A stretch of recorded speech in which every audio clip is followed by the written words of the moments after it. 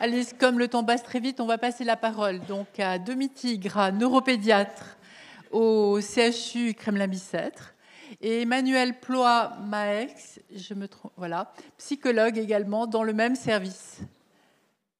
Merci. Merci beaucoup.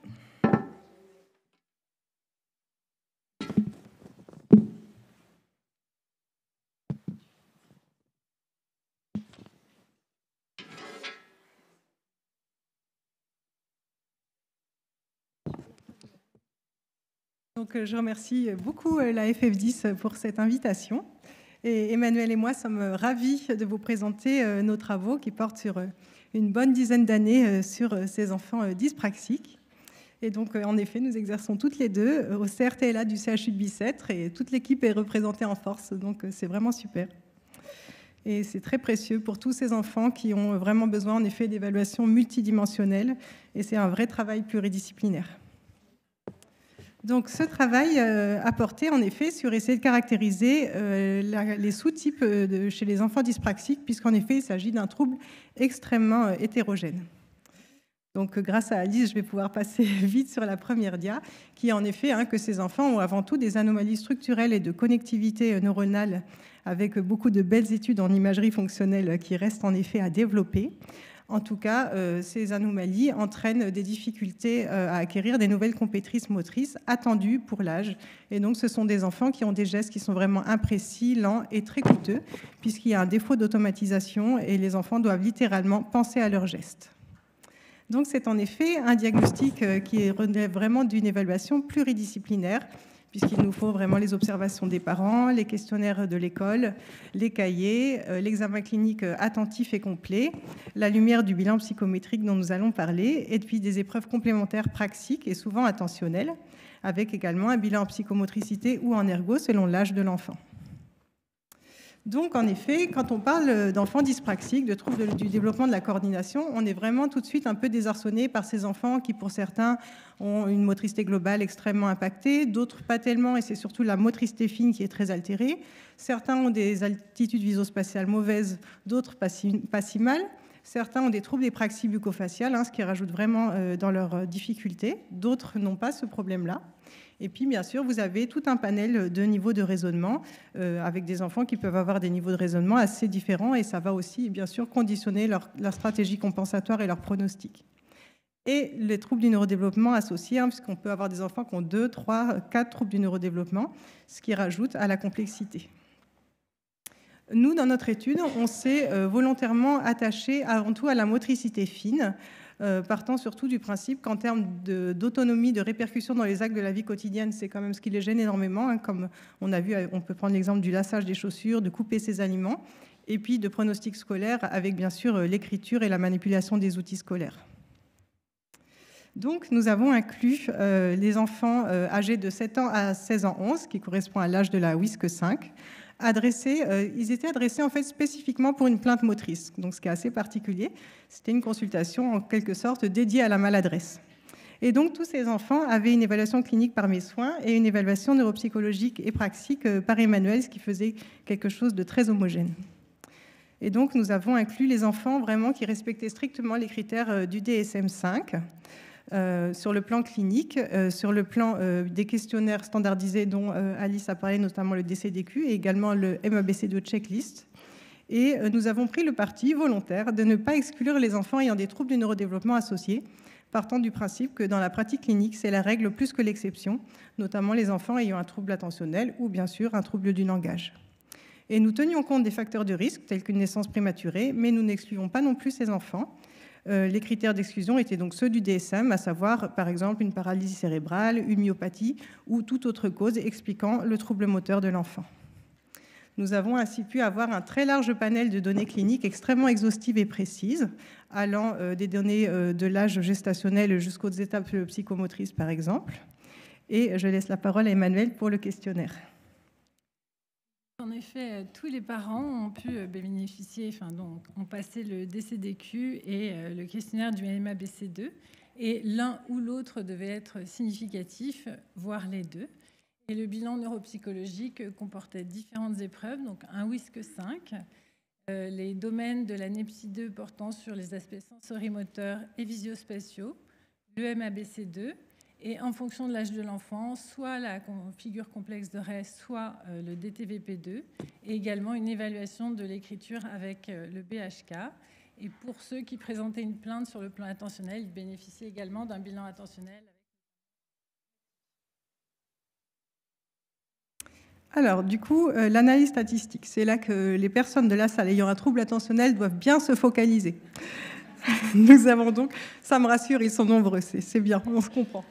Donc, il faut déjà stratifier vos variables, c'est-à-dire dans tout ce large panel de bilans exceptionnellement long et précis qu'Emmanuel fait, choisir quelles sont les données que nous allons garder. Donc, nous avons gardé 36 variables neuropsychologiques, ce qui est pas mal, c'est-à-dire les 10 subtests de la WISC-5, les 17 subtests sensorimoteurs, praxiques, et puis nos 9 subtests de la TEACH pour les enfants qui ont donc eu le bilan attentionnel complémentaire. Les données qu'on va appeler plutôt cliniques qualitatives n'ont pas été incluses dans notre analyse par PCA dont je vais vous parler. Elles ont été ensuite projetées sur nos axes dans un second temps. Et donc, nous allons nous attarder bien sûr sur les résultats. Voilà, petit aparté pour cet enfant tombé 5 fois dans un plan d'eau, ce qui n'est pas négligeable. Alors, nous avions 211 enfants adressés pour plainte motrice. Certains ont donc été exclus parce qu'ils n'avaient pas les critères du TDC. Nous avons eu un seul refus de participer, ce qui montre d'ailleurs l'engagement fort des patients et des familles qui sont très désireuses qu'on avance sur ces aspects. Et nous avons pu inclure 164 enfants. Alors, de façon pathétique, nous avons une forte surreprésentation de garçons qui sont souvent majoritaires dans les consultations. Nous avions une surreprésentation de gauchers, ce qui est assez intéressant. Et puis, nous avions des petites particularités à l'IRM dans un quart des enfants, mais c'était des particularités modérées, comme par exemple des petites anomalies de type dilatation des Virchow-Robin sur l'IRM. 40% des enfants ont marché, on va dire, à la frange, à 15 mois, 16 mois, 17 mois, 18 mois, voire un peu plus pour une minorité, ce qui est aussi un élément intéressant. Et comme l'a souligné Alice, tous les enfants présentaient des syncinésies. Pour la plupart des enfants, le trouble du neurodéveloppement majoritairement associé, ça ne va pas vous étonner, était le trouble de l'attention, le TDAH, qui concernait plus de la moitié de nos patients dyspraxiques, ces enfants ayant donc eu un bilan attentionnel complémentaire. Donc nous avons pu obtenir des résultats du bilan neuropsychologique avec, dans le cadre du WISC-5, l'indice de vitesse de compréhension verbale dans la zone moyenne forte, autour de 115, et à contrario, l'indice de vitesse de traitement dans la zone moyenne faible, autour de 80. Et on a pu observer chez 80% des enfants un écart significatif entre l'ICV et l'IVT, et dans 54% des cas, un écart significatif entre l'ICV et l'IVS. De façon un peu plus précise, on a pu observer que l'indice de compréhension verbale était un point fort pour 67% des enfants, et à contrario, l'indice visio-spatial était un point faible pour 24% d'entre eux, et surtout l'indice de vitesse de traitement était un point faible pour 71% des enfants, avec notamment l'épreuve de code, qui est la plus graphomotrice du WISC-5, qui les mettait en grande difficulté. Et donc, dans 51% des cas, on avait un ICV point fort et un IVT qui était un point faible. Au niveau du MABC2, pour 93% des enfants, le score était inférieur ou égal au 15e percentile. Et là, vous avez des illustrations des épreuves de dextérité manuelle pour 2 âges, de coordination bimanuelle et de précision visiomotrice. D'autre part, on a pu mettre en évidence que pour 41% des enfants, ils présentaient une faiblesse dans les aptitudes visio-spatiales, et pour cela, on considérait qu'il fallait que la moitié des tests évaluant les aspects visio-spatiaux donnent une note standard inférieure à 7, parmi tous ceux qui sont présentés ici. Et enfin, concernant le BHK, on a pu mettre en évidence, donc, dans l'évaluation de l'écriture, que 52% des enfants avaient un résultat déficitaire au niveau de la vitesse, que 61% d'entre eux avaient une qualité déficitaire et 37% à la fois déficitaire en vitesse et en qualité. Alors attention, nouvelle mobilisation des fonctions attentionnelles de la salle. Voici l'analyse en composantes principales. Donc cette analyse est censée vous simplifier les données, même si j'avoue que le schéma n'est pas d'une grande simplicité.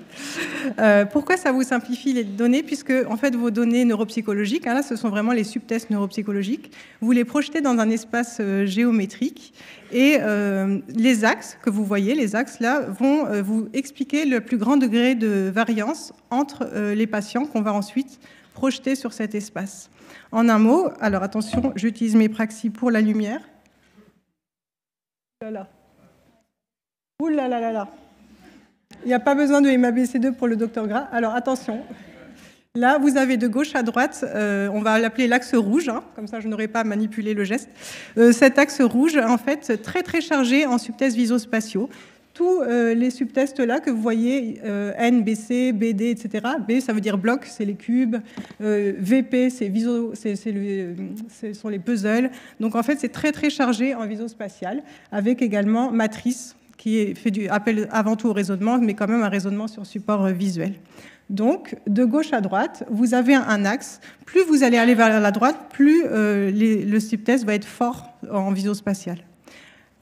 À 90 degrés, attention, je retente. Oh là là, non. Bon, à 90 degrés, vous avez un axe vert. Cet axe est extrêmement chargé en subtests qui mesurent la qualité du geste. Plus vous allez vers le haut, plus vous avez des subtests qui mesurent la précision du geste. Donc, c'est vraiment très, très clair sur cette donnée. Il y a vraiment, en gros, l'analyse nous dit, c'est la caractéristique visospatiale qui nous permet de distinguer nos patients. Et puis, ces gradients gestuels.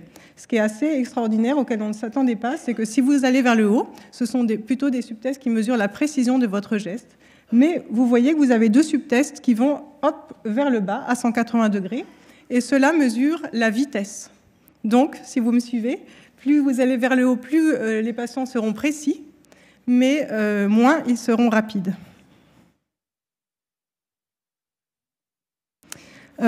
Donc, sur cet espace géométrique, ensuite, on applique ce qu'on appelle un clustering hiérarchique non supervisé, c'est-à-dire de façon totalement non supervisée. On va voir comment nos 164 patients se comportent. Et l'analyse nous décrit donc quatre sous-groupes de population dyspraxique. Le groupe le plus à gauche est donc le groupe qui est caractérisé par une atteinte gestuelle, mais associée à une atteinte visospatiale qui est vraiment marquée et importante. Le groupe jaune est un petit peu plus hétérogène. Ce sont des enfants qui ont une atteinte gestuelle et puis une faiblesse relative dans leurs aptitudes visospatiales. Et puis à droite, vous aurez donc des enfants qui ont des habiletés visospatiales préservées, mais qui ont une atteinte gestuelle. Et donc cette atteinte gestuelle, en fait, on a deux types d'enfants selon leur atteinte. On a des enfants qui sont plutôt lents et des enfants qui sont surtout imprécis. On a appliqué une autre technique méthodologique qui s'appelle le modèle mixte gaussien, de façon à voir si on avait vraiment une reproduction robuste. Et à nouveau, l'analyse nous a proposé 4 sous-groupes de patients avec un excellent recouvrement, ce qui montre vraiment la robustesse de l'analyse. Ensuite, on s'est dit peut-être que finalement, on n'a pas besoin de tous ces tests et on peut se contenter de la WISC-5 pour caractériser nos enfants dyspraxiques. Bon, la réponse est non. Si on fait la même analyse en prenant que les subtests de la WISC, on voit que, bon, grossièrement, on a quand même une structure similaire, mais on perd énormément en finesse pour essayer de caractériser nos enfants. Plus qu'une minute, on me dit.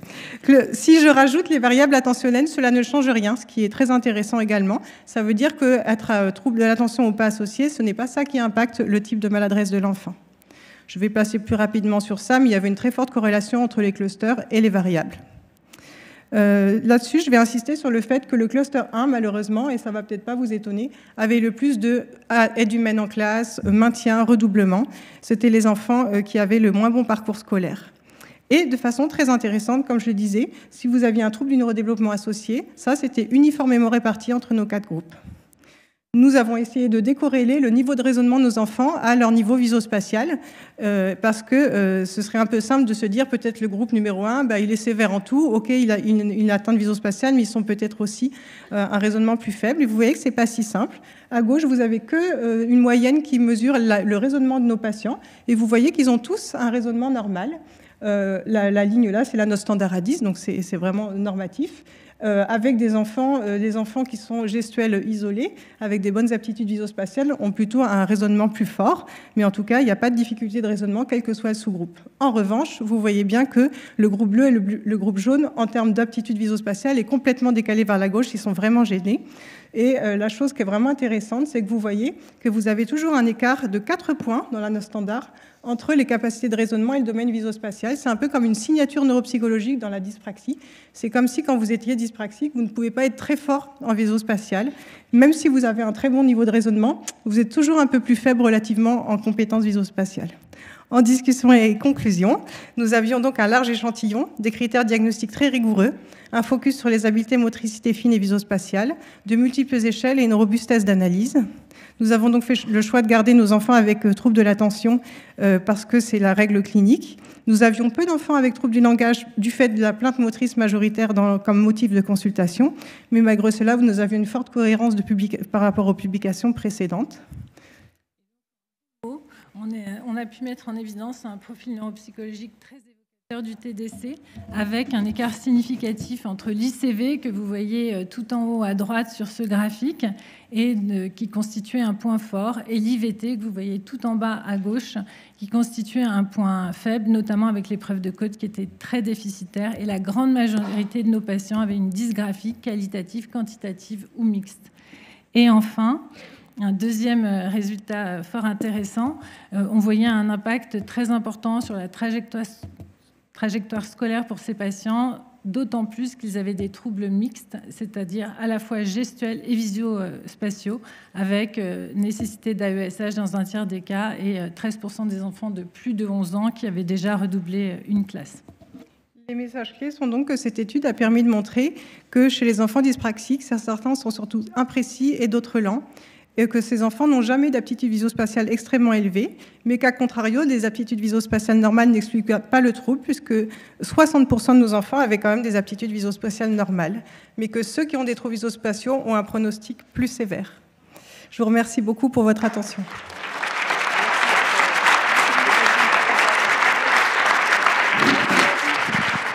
Merci